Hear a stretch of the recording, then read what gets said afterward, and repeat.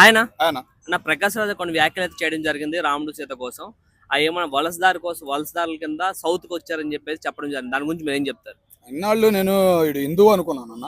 Recent గా చర్చిలకు వెళ్తానంటే ఏదో చర్చి ఫాదర్లే ఆయన ఏదో పూజించుకుంటున్నాళ్ళే అనుకున్నాను. ఈ బుద్ధి ఏందో అర్థం కావట్లేదన్న. యేసు ప్రభు చెప్పాడా? యేసు ప్రభు ఏమని చెప్పాడా ఈ ముండ మోపులకి? నాకు అర్థం కావట్లా. హిందూ దేవుళ్ళని తిట్టమని ఏడ రాశాడు? ఆయన రాసిన క్రిస్టియన్ బుక్ లో ఉందా? ఏడుందన్న హిందూ దేవుళ్ళని తిట్టమని, హిందూ దేవుళ్ళ గురించి మాట్లాడమని? ఎట్లాంటి పనికిమాలిన నేతలు ఏదో ఒక పలుకుబడి ఉంది.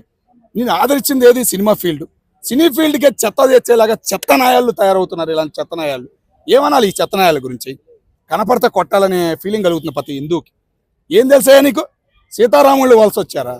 నువ్వయ్యా వలస వచ్చింది. తమిళనాడులో అడుక్కు తింటా సిగ్గు శరం లేకుండా ఆంధ్ర వచ్చి హైదరాబాద్ వచ్చి తెలుగు సినీ ఫీల్డ్ మీద బతుకుతున్నా నువ్వు వలసదారుడు. జ్ఞానం పోయిందా? బుర్ర ఏమైనా వయసు పెరిగేపడి బుర్ర ఏమైనా పోయిందా?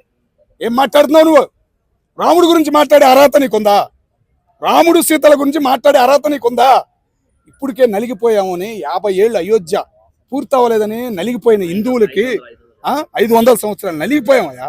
అయోధ్య గుడికెళ్ళు, ఇప్పటికైనా బుర్ర అనేది వచ్చింది. అలాగే చాలా మంది పుణ్యాత్ములు కూడా ఒక బుద్ధుడి దగ్గరికి వెళ్ళి, ఒక బౌద్ధుడి దగ్గరికి వెళ్ళి జ్ఞానం తెచ్చుకున్నారు. నువ్వు అయోధ్య వెళ్ళు, నీకు బుర్ర అనేది మళ్ళీ పనిచేసిద్ది. ఇలాంటి యదవలనన్నా ఇన్నాళ్ళు మన సినిమాల్లో చూసి ప్రోత్సహించి నవ్వుకుంది. ఏం మాట్లాడుతున్నావు నువ్వు? నువ్వు ఒక పాట పాడేవా? ఏదో సినిమాలో పాట ఉంది, హిందూ ముస్లిం బాయ్ బాయ్ అని. మరి ఇప్పుడు ఎందుకే నువ్వు హిందూ దేవుళ్ళ గురించి మాట్లాడేది? నువ్వు పూజించుకునే దేవుడి గురించి నువ్వు గొప్ప చెప్పుకో, ఏదైనా మాట్లాడుకో. హిందూ దేవుళ్ళ గురించి మాట్లాడే అర్హత నీకు ఏడుంది? అర్హత లేని నీలాంటి చవటలో పనికి మాలిన నోటికి మంచి మాటలు రావు. నాకు కూడా తమిళనాడులో కూడా తరిమి కొడతారు. ఎన్నో పుణ్యక్షేత్రాలు ఉన్నాయా తమిళనాడులో, తెలుసా నీకు?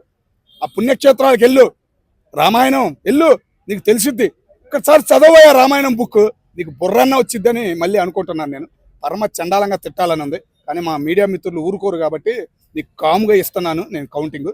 జరంత నోరు భద్రం పెట్టుకుంటే నీకు బాగుండిద్ది, నీ దేవుడు కూడా నిన్ను క్షమించడం అనేది నువ్వు గ్రహిస్తే బాగుండిద్ది అని నేను. నార్త్ సైడ్ నుంచి సౌత్ కి పళ్ళ చెట్ల కోసం అని చెప్పి వలసకు వచ్చారని చెప్పారు. అలాంటప్పుడు నార్త్ సైడ్ లో మీరు రామరాజ్యం ఎక్కడ ఉంది అన్నారు. మరి అలాంటి సౌత్ లోపల మీరు పండ్ల రాజ్యం కూడా చూపించాలి కదా, పండ్ల చెట్లు కూడా చూపించాలి కదా. పళ్ళ చెట్లు సంగతి ఆడికి ఏం తెలుసు? ఆ పళ్ళ టేస్ట్ ఏం తెలుసు ఆడికి?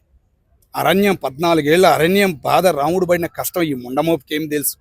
ఆ బాధ అనేది ఈ ముండమోపుకి తెలిస్తే ఇప్పుడు మరో జన్మెత్తిన ఈ ముండమోపులు ఇట్లాంటి వాళ్ళ మళ్ళీ అట్లాంటి కరగాలలో పడితేనే బుద్ధి జ్ఞానం వచ్చిద్ది అని నేను అనుకుంటాను. తమిళనాడులో ఇట్లాంటి వాళ్ళు మాట్లాడే పాజిటివ్ లేకుండా పోయారు.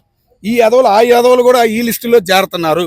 రీసెంట్గా ఏదో ఎప్పుడు కనపడలే నాకు, ఎప్పుడు హిందువే అనుకున్నా. ఈయన ఏదో ఈ మధ్యకాలంలో చర్చిలకు వెళ్తే ఏదో పెడుతున్నాడు అని అనుకున్నా స్టేటస్లో, కానీ ఇంత పరమ చండాలంగా మాట్లాడేలాగా తయారవుతాడని నేను అనుకోలేదు. మరి ఎందుకు ఇట్లా తయారు చేస్తున్నారు?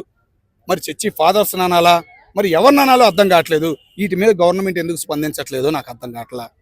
గుళ్ళు కడుతున్నారు, అంత చేస్తున్నారు. ఇలాంటి పనికిమాలిన యాదవులు సోషల్ మీడియాలో వాగుతుంటే వీళ్ళ మీద చర్యలు అనేవి ఎందుకు తీసుకోవట్లా? ఆర్ఎస్ఎస్ ఏమైంది? కంటిగా కనపడతలా. నాకు అదొక బాధ వేస్తుంది. ఇప్పటికైనా స్పందించాలి. ఇలాంటి యదవులను రోడ్ల మీద గంజాయి దొరికితే ఎట్ట కొడుతున్నారు, ఇలాంటి యదవులను కూడా రోడ్ల మీద అట్ట కొడితే జ్ఞానం వచ్చిద్ది. అరే దేవుడు అనే ఒక భయం అనేది వచ్చిద్దని నేను అనుకుంటున్నాను. అలానే డమరుగు మూవీ లోపల శివుడి పాత్ర కానీ రెండులో చాలా దాంట్లో పాత్రలు అయితే చాలా హిందూ దేవుళ్ళ కోసం వేశారు.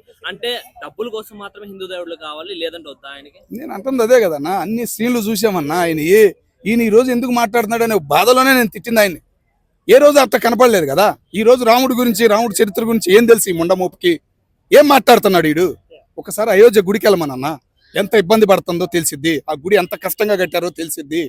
మరి యూపీ లాంటి ఆయన లాంటి ముఖ్యమంత్రులు ప్రతి రాష్ట్రానికి కావాలి మన హిందూ పరంగా అని కోరుకుంటున్నారన్న. మరి అంటే ఎప్పుడు హిందువుల్ని, హిందూ దేవుళ్ళని ఎప్పుడు వ్యతిరేకిస్తుంటారు. అలానే గతంలో కూడా చాలా సార్లు హిందూ దేవుళ్ళ పైన వ్యతిరేకించడం జరిగింది. దాని గురించి నేను గతంలో అంతగా ఏం చూడలేదన్న ప్రకాశ్ రాజుని. సినిమాల పరంగా హిందూ దేవుళ్ళు నటించడం అంతా ఒక హ్యాపీనెస్ అనిపించింది. ఆయన నటించిన సీన్లు కానీ, శివుడు గురించి నంది అనటం కానీ, ఆ మాటలు, ఆ డైలాగుల పరంగా చాలా హ్యాపీ అనిపించింది. కానీ ఇంత లోపల ఎంత పెట్టుకుని పైన ఇలా ఎలా చేస్తున్నారు ఇలాంటి నీచుళ్ళు అని, నీచుడు అని అనాలన్నా కానీ 2-3 సార్లు ఆలోచిస్తాల్సి వస్తుంది. అట్లాంటి వ్యక్తి ఎందుకు ఇట్లా మాట్లాడాడు? రాముడి గురించి మాట్లాడే అర్హత లేదు. వీడి మీద కఠినంగా చర్యలు ఎమ్మటగా తీసుకోవాలి. ముందు మన తెలుగు వాళ్ళైనా స్పందిస్తే ఇలాంటి యాదవులకు బుద్ధి జ్ఞానం వచ్చిందని నేను అనుకుంటాను. అంటే ఎప్పుడు కూడా ఆంధ్రప్రదేశ్ తెలుగు స్టేట్ లో కానీ లేదా తెలంగాణ కానీ ఎక్కడ కూడా ఆంధ్ర తెలంగాణ ఎక్కడ కూడా ఇలాంటి వ్యాఖ్యలు అయితే చేయలేదు. ఓన్లీ తమిళనాడు కేరళలో మాత్రం చేస్తారు, ఎందుకంటే అవి ఎక్కువగా క్రిస్టియన్ స్టేట్లు కాబట్టి. సో దాంట్లో మాట్లాడే అర్హత అక్కడ ఉందని చెప్పేసి అని చేస్తున్నారు. క్రిస్టియన్ కంట్రీలు అనొద్దు, క్రిస్టియన్ స్టేట్స్. ఆ మాట అనొద్దు. కేరళలో మన గుళ్ళు ఇంకా గుర్తింపు రాలా. తమిళనాడులో ఎన్ని గుళ్ళు ఉండయో మనకు తెలుసు, మనం ఎంతమంది వెళ్తామో తెలుసు. ఓకేనా? ఇప్పటికీ మేము మాటలు అనొద్దు. అదిగో ఆ 2 కంట్రీలు కూడా మన హిందువే. కాపాడుకోవాల్సిన బాధ్యత మన అందరి మీద ఉంది, ముఖ్యంగా తెలుగు రాష్ట్రాల మీద కూడా ఉంది. దక్షిణ భారతదేశంలో హిందూ పరంగా ఉంది మన తెలుగు రాష్ట్రాలే. బాధ్యత అనేది మనకు కూడా ఉంది. కర్ణాటకలో కానీ, కేరళలో కానీ, తమిళనాడులో మనం నలిగిపోతున్న మన హిందూ దేవాలయాలను కాపాడాల్సిన బాధ్యత ప్రతి ఒక్కళ్ళకి ఉంది. అవి సోషల్ మీడియా ద్వారా ఒక్క వీడియో పెడితే చాలన్నా స్పందన అనేది బాగుంది. కాబట్టి కంపల్సరిగా వీటి మీద స్పందించాలని సోషల్ మీడియా మిత్రులను కూడా కోరుకుంటున్నాను. ఆయన పైన కేసులు కూడా ఏం నమోదు చేస్తలేదు కదా. కంపల్సరిగా అయ్యిద్దన్న, ఈ రోజే అయింది ఇది కాబట్టి రేపు ఎల్లుండి కంపల్సరిగా ఆయన మీద రియాక్షన్ ఉంటుంది. యాక్షన్ మీద రియాక్షన్ ప్రకాష్ రాజు మళ్ళీ తట్టుకునే పరిస్థితి, మళ్ళీ బయటకు వచ్చి క్షమాపణ చెప్పే పరిస్థితి కూడా రాబోతుందని నేను అనుకుంటున్నాను. Thank you. రైట్.